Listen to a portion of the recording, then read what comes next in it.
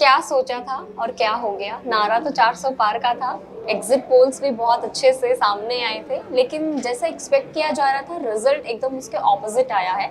272 का मार्क भी BJP touch नहीं कर पाई। ऑल दो एनडीए के साथ गवर्नमेंट तो बना लेगी अगर सारी चीजें ठीक रहती है तो। मार्केट को इस वक्त आप कैसे देख रहे हो? कल मार्केट में ब्लड बाथ देखने को मिला था, अब मार्केट को कैसे देख रहे हैं? देखिए, जो ब्लड बाथ था वो तो कल मार्केट में आपने साफ साफ देख लिया, लेकिन मैं यहाँ पर एक दो चीज़ें ज़रूर हाईलाइट करना चाहूँगा। एक तो पहली बात है कि जब बीजेपी जिस मैंडेट को चाहती थी वो मैंडेट उन्हें नहीं मिला।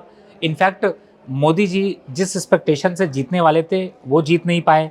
दूसरी बात है, अयोध्या जहाँ पर राम मंदिर बनवाया वहाँ की सीट हार जाना, वो सबसे बड़ा नुकसान, वो सबसे बड़ा नुकसान है। लेकिन मैंने ना सबसे पहले, जैसे हम लोग स्टॉक मार्केट की एनालिसिस करते हैं, मैंने ये एनालिसिस करने की कोशिश करी कि ऐसा झटका लगा क्यों, क्योंकि उसके बाद पता चले कि होता क्या है।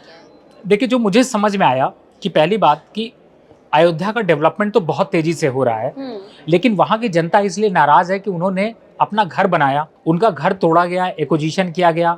बाहर के लोग आज वहां पर जमीनें खरीद रहे हैं, होटल बना रहे हैं, उनको फायदा मिल रहा है, लेकिन वहां की लोकल जनता को फायदा नहीं मिल पा रहा।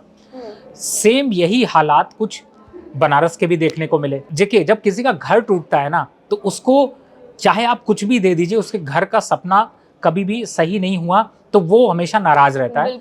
वो नाराजगी आपको वोट में यहाँ पर दिखाई दी, जो मुझे एक फंडामेंटल फैक्टर समझ में आया। देखिए, एनडीए 292 सीट पे 300 सीट पे आके मैंडेट तो क्लियर कर रहा था, लेकिन जो टीवी चैनल्स पे इतना ज्यादा चालू हुआ कि जेडीयू आएंगे, चंद्रबाबू नायडू आएंगे, ये लोग दूसरी पार्टी में जा सकते हैं, ऐसा कर सकते हैं, तो ये स्पेकुलेशन ने मार्केट को इतना ज्यादा डरा दिया कि आपको जो कंपनीज या जिन के बारे में चाहे अमित शाह जी ने स्टेटमेंट दिया था, प्रधानमंत्री जी ने स्टेटमेंट दिया था, जब वो जाते हुए नजर आए तो मार्केट में वो ब्लड बाथ की तरीके से बहते हुए नजर आए। मार्केट की सिचुएशन आज आपने देखा कि जिस हिसाब से रिवर्सल आया, पूरे आपके जो पिछले इंटरव्यूज हुए उनमें भी यही समझाने की कोशिश की, इस दिन टेक्निकल और फंडामेंटल काम नहीं करेंगे, सिर्फ काम करेगा तो एक ही, वो है न्यूज और न्यूज का इम्पैक्ट। और आपने यही देखा, घूम फिर के हम ऊपर भी गए, नीचे भी गए, यानी कि एक हफ्ते पहले हम 15 लाख करोड़ रुपए हमने कमाए, दूसरे दिन सब गंवाए। तो ये सिचुएशन, और बहुत से जो इंट्राडे ट्रेडर थे वो तो साफ हो गए।